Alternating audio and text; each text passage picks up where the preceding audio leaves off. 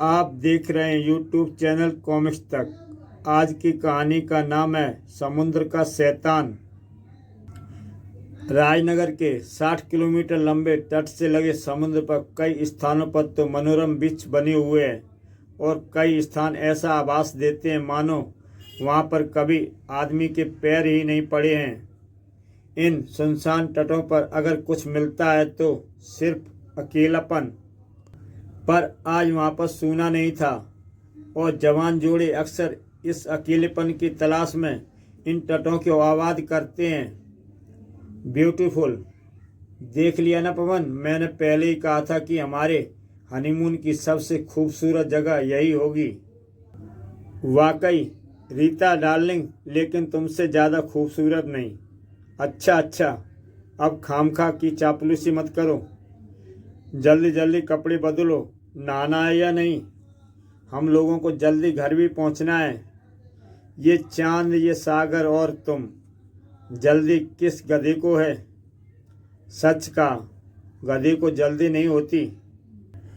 रात के वक्त समुद्र में नहाने का मज़ा बयान नहीं किया जा सकता। अब जल्दी नहीं है क्यों? होगी अब मज़ा जो आ रहा है। और तभी गड़प, रीता। पवन को समझते देर नहीं लगी कि रीता को किसी समुद्री जानवर ने पानी के नीचे घसीट लिया है। पानी की सतह समुद्री झाग और बुलबुलों से भर गई। फिर बुलबुले भी फूटने लगे और भयभीत पवन की आंखों के सामने सतह पर कुछ उभरने लगा। वह कुछ था, रीता की लाश। पवन ने चिल्लाना चाहा लेकिन उसके गले से आवाज़ गायब हो चुकी थी। और तभी एक और वस्तु सतह पर उभरी। उसको देखकर पवन का दिमाग आतंक से भर गया। वह सब कुछ भूलकर किनारे की ओर लपका, लेकिन डर से उसके पैर मानो भारी हो गए थे। उससे ठीक से भागा भी नहीं जा रहा था। उसके पीछे पीछे लगी भयावह और विशालकाय आकृति पास आती जा रही थी। अब शायद पवन की जिंदगी के क्षण भी खत्म हो चुके थे। चट्टानों के पीछे से एक खून जमा देने वाली चीख उभरी और धीरे धीरे उस चीख की प्रतिध्वनि भी हवा में घुल गई। अब सिर्फ पानी में किसी के तैरने की आवाज़ सुनाई पड़ रही थी और वह भी तट से दूर होती जा रही थी। अगले दिन सुबह उस सुनसान तट पर लोगों की भीड़ जमा थी। पुलिस को ना तो इनकी हत्या का कारण पता चल रहा है ध्रुव, और ना ही कातिल के बारे में कोई सबूत मिल रहा है। इसलिए मैंने सोचा कि लाशों को यहाँ से हटाने के पहले तुमको भी घटना स्थल का मुआयना करा दिया जाए। शायद तुम ही ऐसा कोई सूत्र ढूंढ निकालो जो इस दर्दनाक केस को सुलझा सके। ध्रुव की तेज नजरें चारों ओर घूम रही थीं और उसका चेहरा गंभीर होता जा रहा था। इस वक्त तो मैं सिर्फ इतना ही बता सकता हूँ कि हत्यारा कोई ऐसा भयानक समुद्री जीव लगता है जो पैरों पर खड़ा हो सकता है और जिसमें आश्चर्यजनक ताकत है। क्या तुम मजाक कर रहे हो क्या? बिल्कुल भी नहीं। देखिए सर, इस युवती की मौत जाहिर है पानी में डूबकर हुई है, लेकिन इसके दाएं पैर पर खरोंच का निशान बताते हैं कि पानी के नीचे से किसी समुद्री जानवर ने इसको पैर से पकड़कर पानी में नीचे घसीटा था। चलो तुम कहते तो मान लेते हैं, लेकिन भयानक और पैर? वह जीव भयानक अवश्य रहा होगा, क्योंकि उसको देखकर इस युवक ने डरकर भागने की कोशिश की। अब रेत पर पैरों के निशानों को देखिए। युवक के पैरों के साथ साथ चप्पू जैसे पंजों के निशान भी हैं। यानी उस जीव ने इसका पीछा अपने पैरों पर चलकर ही किया। अब आगे देखिए। युवक की लाश के पास युवक के पैरों के निशान गायब हैं और पंजों के निशान और गहरे हो गए हैं। इतना तो मैं भी देख रहा हूँ, पर इससे क्या? इससे यह निष्कर्ष निकलता है कि उस समुद्री जीव ने इस युवक को गर्दन से पकड़कर हवा में उठा लिया, जिससे युवक का दम घुट गया। इससे यह भी जाहिर है कि उस जीव में आश्चर्यजनक ताकत रही होगी। सबूत तो तुम्हारी कहानी में फिट बैठते हैं ध्रुव, लेकिन तुम्हारी भयानक समुद्री जीव वाली थ्योरी मेरे गले नहीं उतरी। जहाँ तक मैं जानता हूँ ऐसा कोई समुद्री जीव होता ही नहीं। मेरे ख्याल से इसकी हत्या के पीछे कुछ और राज है और मैं उसका पर्दाफाश करके ही रहूँगा, क्योंकि उसको अपने बात साबित करने के लिए कुछ और सबूतों की ज़रूरत थी। और उसी शाम उस मनुष्य तट से कुछ ही किलोमीटर दूर। सच है साहब, 16.25 आना सच रहा। हम यहाँ पर दरियन साल से रह रहे हैं, लेकिन ऐसा जानवर हमने पिछले 3 सालों से 2 ही बार देखा है। हमारे 3 मछुआरों को मार भी चुका है ससुरा। तो तुमने पुलिस में रिपोर्ट क्यों नहीं करी? का फ़ायदा बाबू, पाताल लोक का प्राणी है, हमारी पुलिस छू भी नहीं सकती।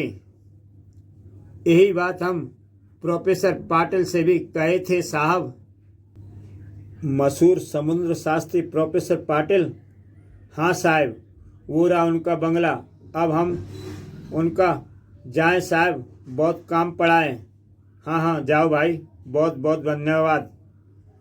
मशहूर समुद्र शास्त्री प्रोफेसर पीपी पाटिल का बंगला यहाँ पर, इसको कहते हैं किस्मत। अगर इस केस से कोई भी मेरी मदद कर सकता है तो सिर्फ प्रोफेसर पीपी पाटिल। कुछ ही देर बाद बंगले में खड़ा था ध्रुव प्रोफेसर पाटिल के सामने। प्रोफेसर पाटिल घर पर हैं? आपका नाम सर? मेरा नाम ध्रुव है। इसको देखकर तो कोई इस घर में घुसने की सोचता भी नहीं होगा।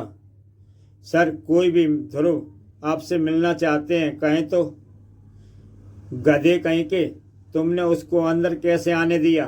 तुम जानते हो कि मैं शाम के वक्त सुबह का अखबार पढ़ता हूँ। अपने मिस्टर ध्रुव को उठाकर बाहर फेंक दो। लेकिन ध्रुव जहाँ अपनी मर्जी से आता था वहाँ से वह अपनी मर्जी से ही वापस जाता था। मुझे खेद है प्रोफेसर साहब कि मुझे आपके घर में आकर आपके नौकर के साथ बदसलूकी करनी पड़ी। मुझे आपसे एक गंभीर समस्या के हल के लिए कुछ सवाल पूछने हैं। अगर आप मेरी मदद कर सकें तो मैं आपका अत्यंत आभारी होऊंगा। मेरा नाम super commando Dhruv. Super commando Dhruv? Of course, वही मैं सोच रहा था कि मैंने तुमको पहले कहाँ देखा है। अब याद आया कि मैंने तुम्हारी फ़ोटो कई बार अखबारों में देखी है, लेकिन एकदम से सामने देखकर मैं तुमको पहचान नहीं पाया। यू नो, मैं तुम्हारा बहुत बड़ा फ़ैन हूँ, प्रशंसक। पर तुम खड़े क्यों हो? और शीघ्र ही प्रोफेसर पाटिल ध्रुव से ऐसे बात कर रहे थे मानो वे दोनों बरसों पुराने दोस्त हों। बिल्कुल नहीं, ऐसा कोई जीव संभव ही नहीं है। मैंने भी जब इस क्षेत्र में ऐसे समुद्र जीव के बारे में सुना तो मैंने पूरी गहराई से छानबीन की, लेकिन नतीजा शून्य निकला। पर वे पंजों के निशान, वे निशान बड़ी चिड़िया के पंजों के भी हो सकते हैं। ऐसी चिड़िया अक्सर मछलियों की तलाश में समुद्र तट पर आती रहती हैं। और वे हत्याएं किसने की? मेरे ख्याल से उन दोनों ने आत्महत्या की है। खैर, मैं कोई तुम्हारी तरह अपराधी विशेषज्ञ तो हूँ नहीं, पर यह पक्का है कि ऐसा किसी समुद्री जीव का अस्तित्व संभव नहीं। थैंक यू प्रोफेसर, अब मैं चलूँगा।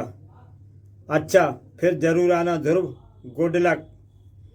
मछुआरे कहते हैं कि उन्होंने ऐसे प्राणी देखा है, और प्रोफेसर पाटिल के हिसाब से ऐसा प्राणी संभव ही नहीं।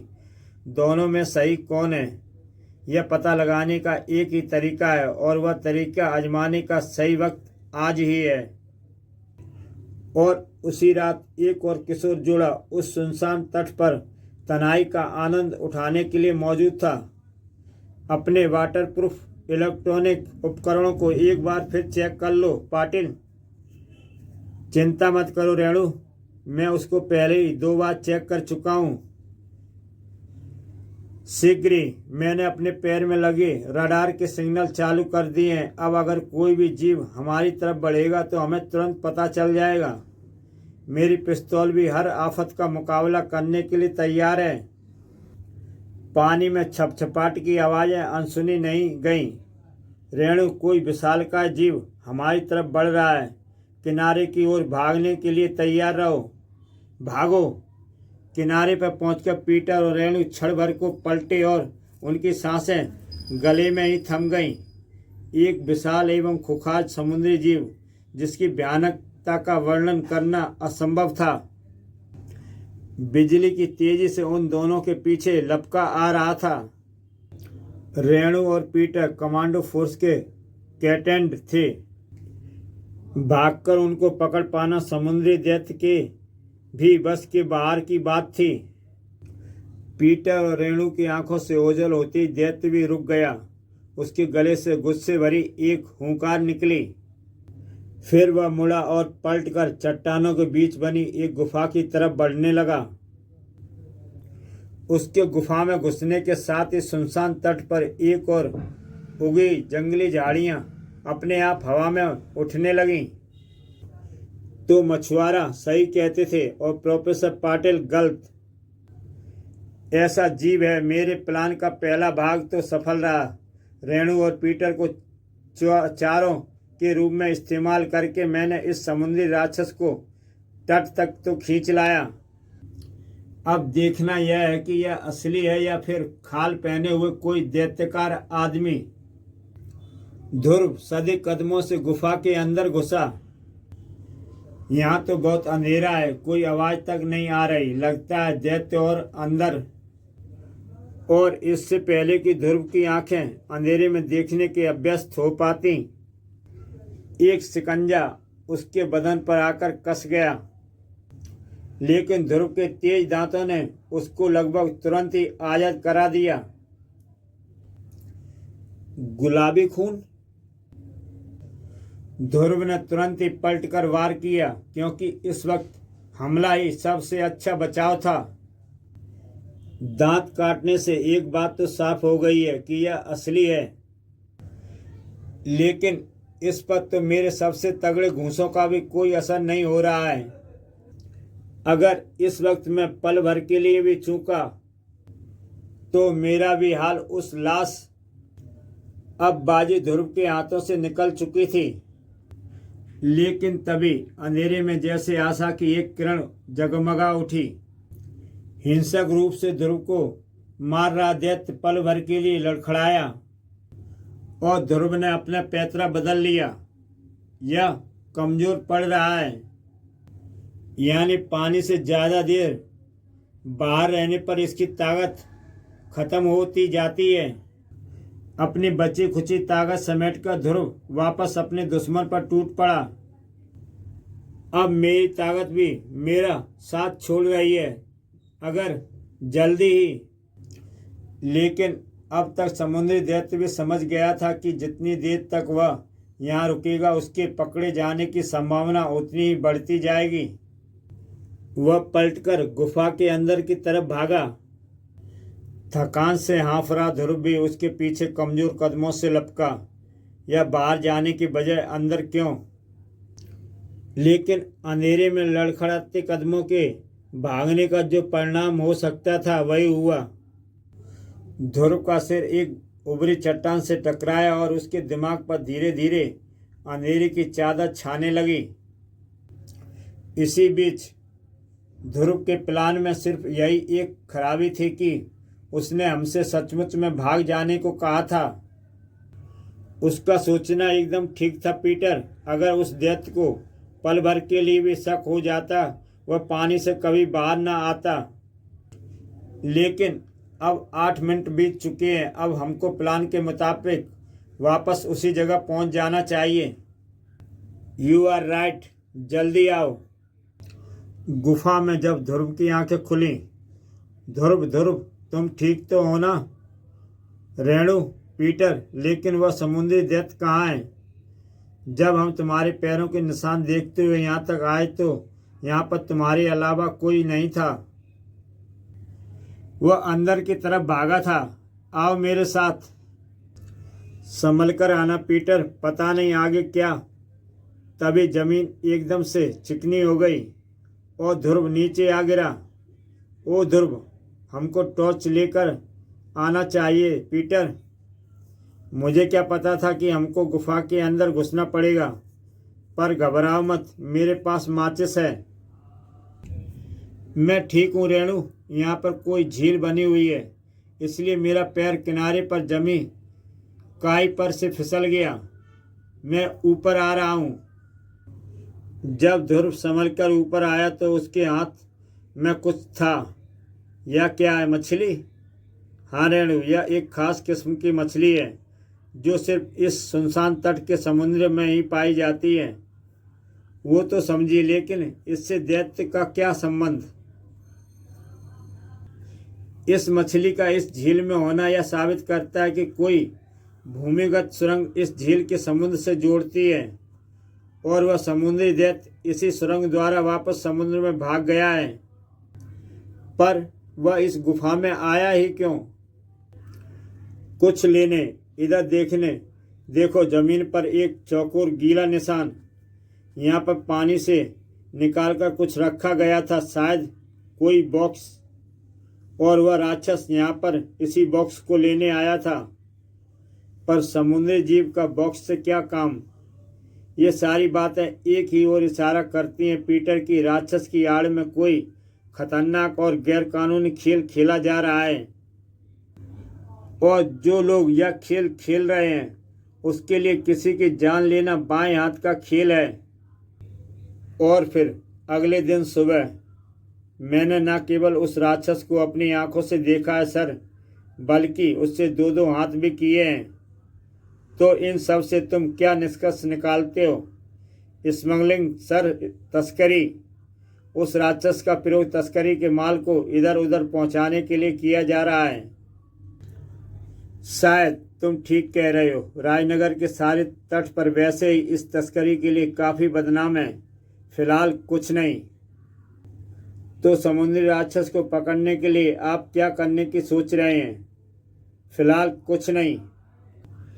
मेरे ख्याल से राक्षस को पकड़ना आसान नहीं होगा, और अगर हम उस तस्कर तक ही पहुंच जाएं तो समुद्री राक्षस का उपयोग कर रहा है तो राक्षस अपने आप ही हमारी गिरफ्त में आ जाएगा। आप उस तस्कर को जानते हैं क्या?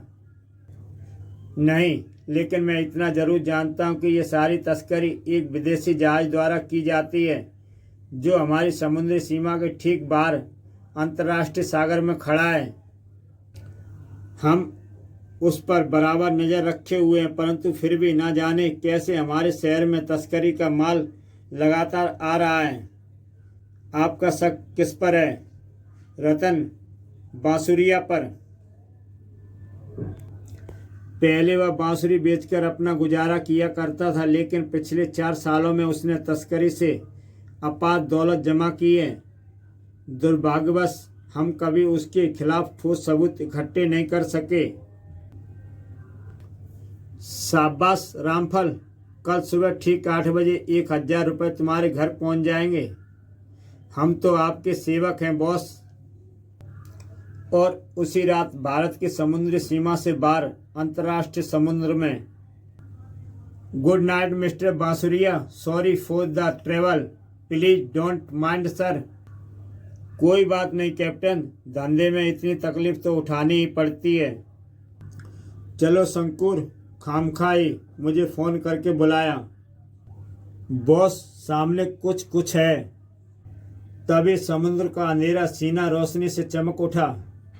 मुखबिर ने सही खबर दी थी सर, यह रतन बांसुरिया ही है। भागने की कोशिश मत करना बांसुरिया, वरना भून के रख दिए जाओगे। बांसुरिया की मोटरबोट एक झटके से मुड़ी। वह भाग रहा है, पीछा करो।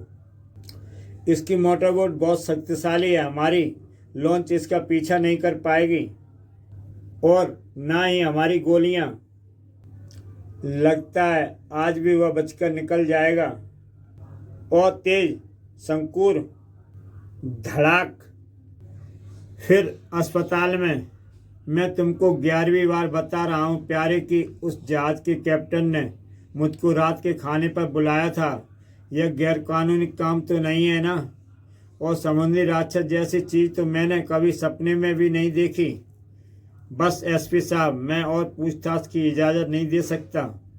मैं तो यह सोचकर परेशान हूँ कि मेरी मोटरबोट उल्ट कैसे गई।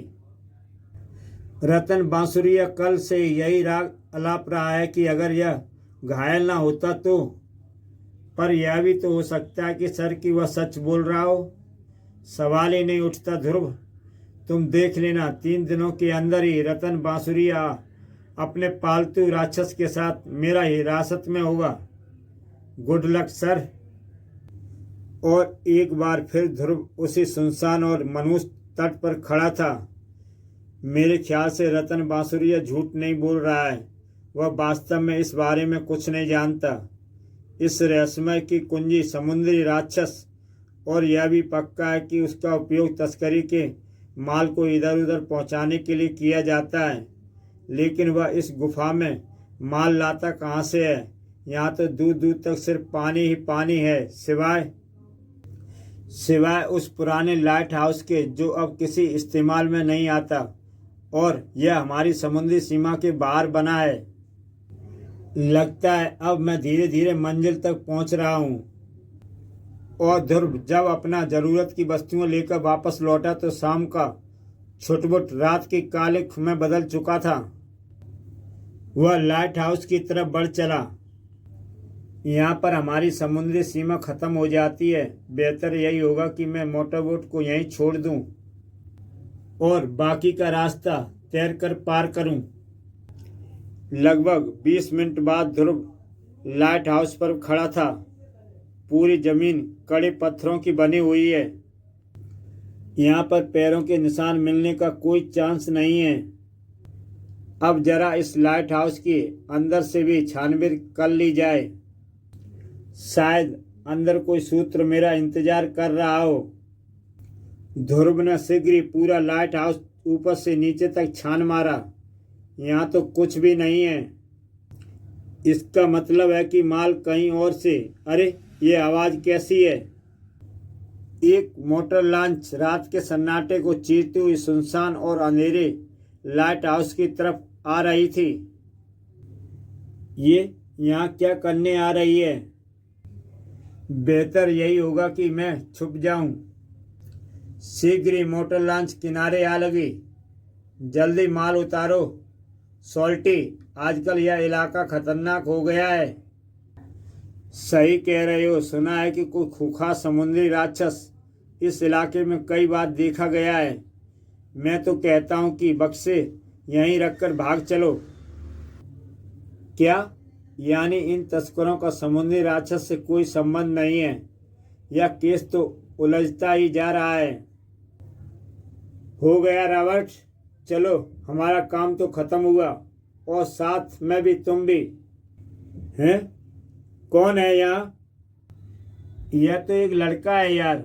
फिर मैं तो कह ही रहा था भून डालो साले को, वरना यह हमारा भांडा। टार्च की भरपूर रोशनी लड़के पर पड़ी और दोनों तस्करों का डर वापस लौट आया। यह तो सुपर कमांडो ध्रुव। सही पहचाना। लेकिन इस वक्त स्मगलरों के लिए पकड़े जाने का अर्थ था कम से कम 10 साल की जेल। इसलिए वे कुछ भी करने को तैयार थे। चलाओ गोली सोल्टी। गोली दगी, लेकिन ध्रुव ऐसी परिस्थितियों से ना जाने कितनी बार 2-4 हो चुका था। वह हवा में उछला और मेरी टॉर्च बिना एक भी क्षण खोए ध्रुव का हाथ घूमा। तड़ाक! टॉर्च और पिस्तौल एक कोने में जा गिरी। अरे अरे, ये क्या कर रहे हो? नीचे उतारो मुझे, नीचे उतारो। अभी लो। जमीन पर गिरने से तुम्हें चोट लग जाएगी, इसलिए तुम अपने दोस्त का इस्तेमाल करो। आखिर दोस्त ही दोस्त के काम आता है। बस बस। मेरे बाप, अब तो सारे बदन की हड्डियां अस्पताल का रास्ता पूछ रही हैं। अगर तुम अपने होश में हो, अस्पताल पहुंचना चाहते हो तो मैं पूछूं? तुम शांति से बताते जाओ। मैं बिना पूछे बता देता हूं, वरना तुम फिर मार पीट कर पूछोगे। हम नशीली वस्तुओं की तस्करी करते हैं। हमारा माल सिंगापुर से जहाज द्वारा वाटरप्रूफ बक्सों में पैक होकर आता है। हमारा जहाज भारत की समुद्री सीमा के ठीक बाहर खड़ा रहता है। हमारा काम मोटर लॉन्च से माल यहाँ तक छोड़ जाना है। आगे इस माल का क्या होता है हमको नहीं पता, चाहे जिसकी कसम खिला लो। इसकी ज़रूरत नहीं है। मेरे सामने अपराधी सिर्फ सच ही बोलते हैं, परंतु एक बात का मुझे अफसोस है दोस्तों। किस बात का? कि मुझे अपना वादा तोड़ना पड़ेगा। तुम होश में अस्पताल नहीं पहुंच पाओगे। बिजली को भी मात देने वाली गति से ध्रुव को दोनों हाथ उठे। एक एक बार ही दोनों को सपनों की दुनिया में पहुंचाने के लिए काफ़ी था। ये दोनों तो गए, अब मैं अगर इनको पुलिस के हवाले करूंगा तो इनके साथी सतर्क हो जाएंगे और फिर हमको यह कभी पता नहीं चल पाएगा कि ये माल हमारे देश के अंदर कैसे पहुंचता है। लेकिन इनको यहाँ पर ऐसे छोड़ा भी तो नहीं जा सकता। अब आइडिया, इनको छुपाने के लिए इससे बढ़िया जगह हो ही नहीं सकती। और 5 मिनट बाद ध्रुव लाइट हाउस के टावर पर बैठा था। अब देखूं कि इस माल को लेने कौन आता है। ध्रुव को ज़्यादा देर इंतजार नहीं करना पड़ा। शीघ्र ही एक विशालकाय आकृति समुद्र से निकलकर लाइट हाउस की तरफ बढ़ रही थी। यह तो वही समुद्री राक्षस है, यानी मैं सही लाइन पर सोच रहा हूँ। दैत्य थोड़ी देर तक बक्सों के पास रुका। न जाने क्यों आज उसे कुछ शक हो रहा था, लेकिन आखिरकार उसने वाटरप्रूफ बक्सों को खिलौने की तरह बगल में दबाया और वापस समुद्र में घुसने लगा। 1 मिनट बाद एक और आकृति पानी में कूदी। ये राक्षस ही मुझको उस दूसरे राक्षस तक पहुंचाएगा जो नशीले पदार्थों के जरिए हमारे युवाओं के दिमाग को खोखला कर रहा है। शीघ्र वह राक्षस, लेकिन यह तो 2 बक्सों को भार के बावजूद काफी तेजी से तैर रहा है। मैं तैरकर इसका पीछा नहीं कर पाऊंगा। अगले ही पल ध्रुव ने एक पिस्तौल नुमा हथियार अपने भागते शिकार पर ताना।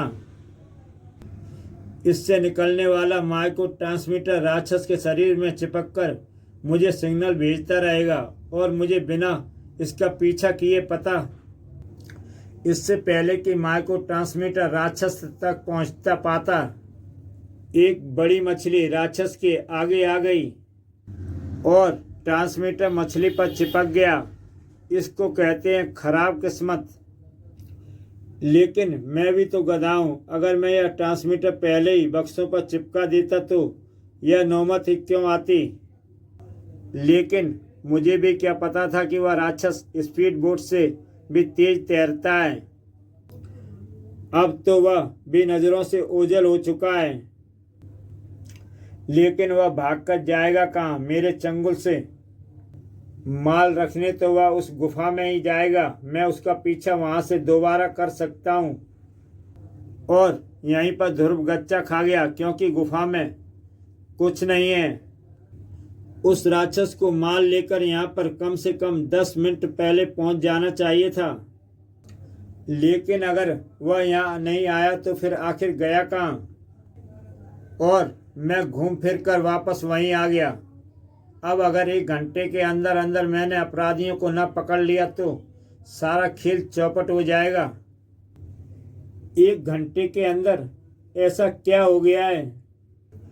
1 घंटा तो यह समझाने में ही निकल जाएगा। पुलिस हेडक्वार्टर से कोई खबर आई है क्या? हाँ, रतन बासुरिया ने बयान दिया है कि सिंगापुर प्राइड के कैप्टन ने उसे फ़ोन द्वारा सौदा करने के लिए बुलाया था, लेकिन सौदा पटा नहीं और वापस आते समय उसे पुलिस और तटरक्षकों ने पकड़ लिया। लेकिन समुद्री राक्षस के बारे में कुछ भी जानने से उसने साफ इनकार कर दिया। उफ, यह सब तो मैं पहले भी सुन चुका हूँ। इसमें कोई बात भी ऐसी नहीं है जो अपराधी तक पहुँचने में मेरी मदद कर सके। ऐसे हिम्मत मत हारो ध्रुव। तुम इस केस के बारे में एकदम शुरू से सोचो। कहीं ना कहीं ऐसा कोई सूत्र जरूर होगा जिससे तुम नजरअंदाज कर गए हो। शायद तुम ठीक कह रही हो। देखो, सबसे पहले मैं दोनों लाशों को देखने उस तट पर गया। उस वक्त एसपी साहब ने मेरी बात नहीं मानी, इसलिए मैं और कुछ ढूंढने उस शाम मछुआरों की बस्ती में गया। उनसे बातचीत के दौरान मुझे पता चला मशहूर समुद्री शास्त्री प्रोफेसर पाटिल का बंगला भी वहीं पास में है। मैं प्रोफेसर पाटिल से मिलने उनके बंगले पर जा पहुंचा। थोड़ी मुश्किल के बाद मेरी उनसे मुलाकात हुई। वे अपने इंडोर स्विमिंग पूल के बगल में बैठे अखबार पढ़ रहे थे। उन्होंने ऐसे जीव का अस्तित्व होना असंभव बताया। फिर मैं तुम्हारे पीटर के साथ उसी सुनसान तट पर पहुंचा। वहां पर मैं भी वो मारा, रेणु यू आर जीनियस। मैंने क्या किया? तुमने मुझे वह रास्ता दिखाया जिसने मुझे मंजिल तक पहुंचा दिया। पर हम जा कहाँ रहे हैं? ऐसे आदमी के पास जो हमें असली अपराधी के दर्शन कराएगा। बाकी बातें मैं रास्ते में तुमको बताता चलता हूँ, ध्यान से सुनो। और शीघ्र ही। यह हम कहाँ आ गए ध्रुव? प्रोफेसर पाटिल के बंगले पर। देखो सामने ग्लास पार्टीशन के पार प्रोफेसर पाटिल स्विमिंग पूल के पास बैठे हुए हैं। तुम यहीं मेरा इंतजार करो और ज़रूरत होने पर ही अंदर आना, वरना नहीं। बाकी सारी स्कीम तो ठीक से समझ ली है ना? तुम फिक्र मत करो, मैं तुम्हारा खेल नहीं बिगाड़ूंगी। अंदर। अरे ध्रुव, आओ आओ, नाश्ता करो। मैं नाश्ता ही करने जा रहा था। सुबह सुबह क्या काम आ पड़ा मुझे, गरीब से। मैं आपसे कुछ मांगने आया हूँ प्रोफेसर।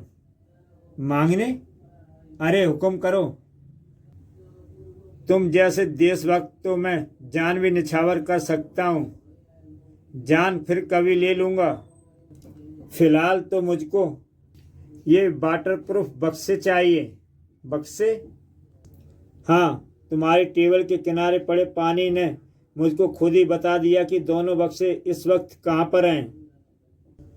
यानी तुम जाने कैसे? मेरा राज जान गए हो तो बच्चे तुम यहाँ भी जानना चाहोगे कि वह समुद्री राक्षस इस वक्त कहाँ पर है। लो देखो।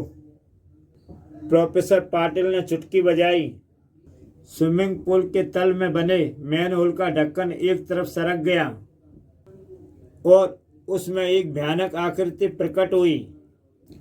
इससे पहले कि ध्रुव अपनी पलकें तक झपका पाता, आओ, ठीक वैसा ही हो रहा है जैसा कि मैंने अनुमान लगाया था। गॉड! दैत्य ने ध्रुव को संभलने का मौका तक नहीं दिया। ध्रुव मुसीबत में फंस गया है। मुझे उसकी मदद नहीं, वह मुझे रुके रहने का इशारा कर रहा है। मैं तुमको ख़त्म करना नहीं चाहता दोस्त। अगर तुम मेरा साथ दो तो जान भी बचा लोगे और माल भी कमा लोगे, वरना मेरा पालतू जानवर तुम्हारे इतने टुकड़े कर देगा कि गिनना मुश्किल हो जाएगा। ना मानने के अलावा कोई चारा भी तो नहीं। पर दोस्त के नाते एक बात तो बताओ, पाटिल के यह अजूबा तुम ले कहाँ से आए? जापान से, माउंट यानो नामक ज्वालामुखी के पास के समुद्र से। उस वक्त मैं ज्वालामुखी के आसपास के समुद्री क्षेत्र में समुद्री जीवन पर छानबीन कर रहा था। इससे मेरी वहीं पर मुलाकात हुई। ज्वालामुखी की रहस्यमय गैसों के कारण ही इस विशाल, भयानक और बुद्धिमान जीव का जन्म हुआ। इसके बारे में कोई कुछ नहीं जानता था। धीरे धीरे हम दोस्त बन गए। जब मुझको यह पता चला कि यह पानी से बाहर भी जिंदा रह सकता है तो उस रात मेरी बोट का कैप्टन मेरे पास आया। उसने मेरे सामने इस जीव के जरिए नशीले पदार्थों की तस्करी की पेशकश की। मुझे भला क्या ऐतराज होता, मैं तुरंत मान गया। उस कैप्टन के जहाज द्वारा मैं इसको भारत ले आया। वह कैप्टन माल को भारत के समुद्री सीमा के बाहर बने लाइट हाउस में रखवा देता था और वहां से मेरा पालतू जीव माल को मेरे पास ले आता था।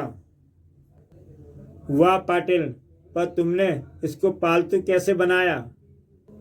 यह पता लगाकर यह क्या खाता है? यह एक ऐसी दुर्लभ समुद्री शिवार का रस पीता है जो सिर्फ माउंट यानो हाका के आसपास के समुद्र में ही पाई जाती है, लेकिन मैंने इसको रसायनों की मदद से प्रयोगशाला में ही तैयार कर लिया। देखो। समुद्री राक्षस का सारा ध्यान अब अपने भोजन पर केंद्रित हो गया। ध्रुव के बदन पर उसकी पकड़ ढीली पड़ गई और ध्रुव ने इसका पूरा फायदा उठाया और घाटा भी, क्योंकि राक्षस के शरीर से टकराकर जार प्रोफेसर के हाथ से फिसल गया। शीशे का जार जमीन से टकराकर चूर चूर हो गया।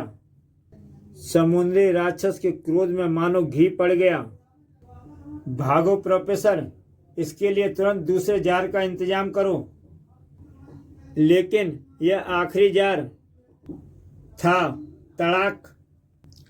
हालांकि यह बचाने लायक नहीं है, लेकिन फिर भी इसको पुलिस के हाथों जिंदा सौंपना जरूरी है। मामला गड़बड़ है, लेकिन ध्रुव ने मुझे अंदर आने का इशारा नहीं किया है। लेकिन लगता है कि पुलिस पार्टी को सिग्नल भेजने का समय आ गया है। तुम इसको रोक नहीं पाओगे ध्रुव। नहीं प्रोफेसर, यह जितनी देर पानी से बाहर रहता है, इसकी ताकत उतनी कम होती जाती है। अगर मैं इसको स्विमिंग पूल में वापस कूदने से रोक सकूं, तो मैं इस पर काबू पा लूंगा। लेकिन इस बार समुद्री दानव को पानी से बाहर निकलते हुए ज्यादा वक्त नहीं हुआ था। अब भूख ने उसके क्रोध को और ज्यादा भड़का दिया था। अब पिस्तौल का इस्तेमाल करने के अलावा और कोई चारा नहीं है, वरना मैं या प्रोफेसर कोई भी जिंदा नहीं बच पाएगा। समुद्री राक्षसी की फुर्ती और लंबी पहुंच के आगे ध्रुव की एक न चली। उम्मीद की आखिरी किरण भी खत्म हो गई। अब मैं इसको स्विमिंग पूल में कूदने से नहीं रोक सकता। समुद्री राक्षस पानी की ओर बढ़ा, परंतु अब रेणु का धैर्य समाप्त हो चुका था। वह शीशा टूटने की कर्णकटु आवाज सुनकर पलटा। मेरा पहला काम इसको स्विमिंग पूल में कूदने से रोकना है। और अगले ही पल रेणु ने मोटरसाइकिल को गिरा दिया। टंकी से पेट्रोल तेजी से बहकर बाहर आने लगी।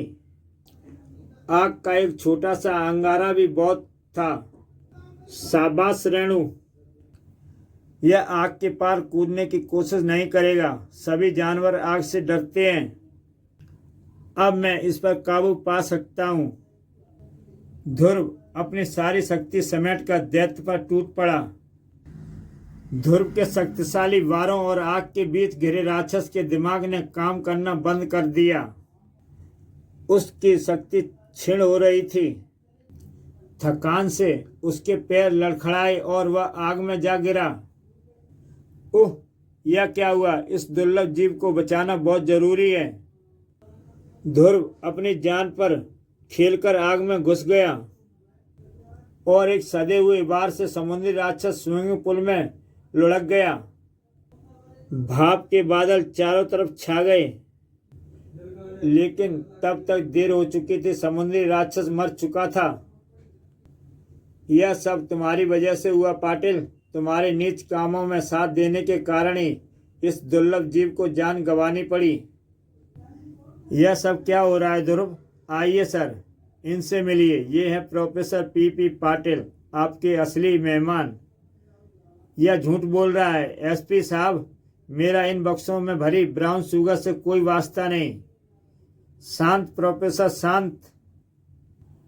यह लड़का मुझको फंसाने के लिए खुद ही इन बक्सों को लेकर यहाँ आया था।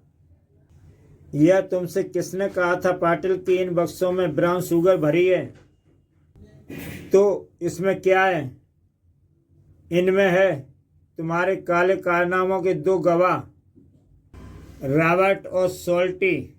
ब्राउन शुगर तो वहीं पुराने लाइट हाउस में रखी है। अब समझी रेणु कि मेरे पास सिर्फ 1 घंटे का समय क्यों था।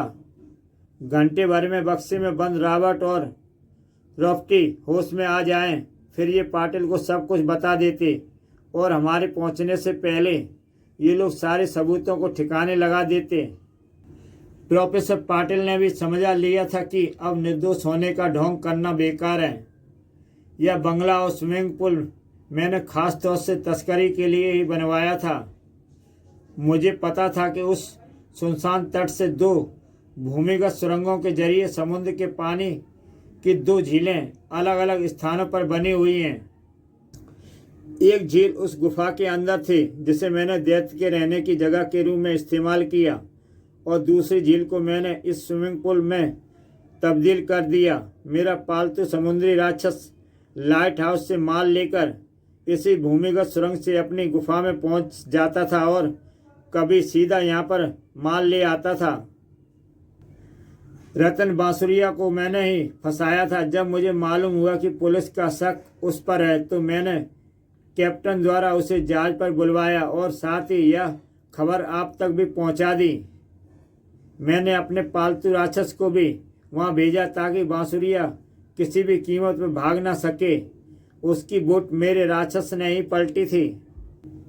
स्कीम तो अच्छी थी प्रोफेसर। अब तुम हमको यह बताओ कि तुम्हारे गैंग के बाकी सदस्य कहाँ हैं? गैंग?